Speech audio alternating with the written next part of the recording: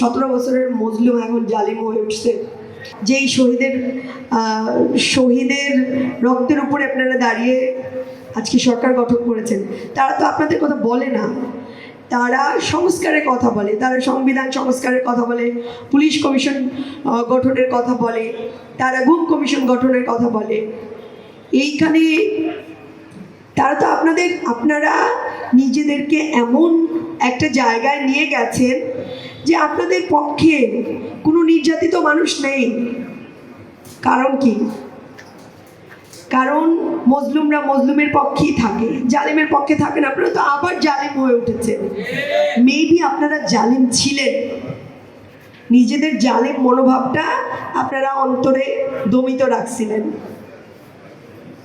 তবে আপনাদের কথা বা বিএনপির কথা বলতে গেলে যার কথা বলতেই হয় তিনি হচ্ছেন আপসহীন নেত্রী বেগম খালেদা জিয়া।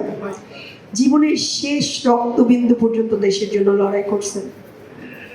মানে একটা নারী স্বামী হারা হয়েছেন, সন্তান হারা হয়েছেন, সন্তানকে দেখতে পায় না, নাতি দেখতে পায় না, তার ছেলের বউ বিধবা, তার জীবনে আর কি আছে? বাংলাদেশের সবচেয়ে নির্যাতিত নারীদের মধ্যে তিনি একজন। তার কণ্ঠস্বর কিন্তু কেউ রাখতে পারে নাই। AKS অর্জন করলো গিনেস ওয়ার্ল্ড রেকর্ডস। AKS আপনারা বেগম জিয়ার আদর্শ বুকে লালন করে আছেন, যারা সংস্কারপন্থী আছেন আমি জানি।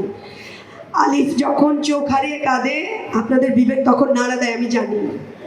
আপনারাও সংস্কারের পথে চলে আসেন, বেগম জিয়ার আদর্শকে ভুলে যায় না। বেগম জিয়া বারবার বলে গিয়েছিলেন, স্পষ্ট বলে গেছিলেন যে এই বস্তি দিয়ে সন্ত্রাসী দিয়ে ছাত্রদল গঠন করবেন না। আপনারা তাই করছেন। তারেক জিয়া বলছেন যে ঘরে ঘরে চাকরির ব্যবস্থা করে দিবে। ঘরে ঘরে চাকরির ব্যবস্থা করছে। কিসের চাকরি জানেন? চান্দাবাজির চাকরি। এই যে মানে লজ্জার, অত্যন্ত লজ্জার। দেখেন দলীয়করণ করে ফেলছে সব কিছু একই স্টাইলে। আরে ভাই, 6 মাস ক্ষমতায় আসছেন, 6 মাস বা 1 বছর ভালো হওয়ার অভিনয় তো করেন।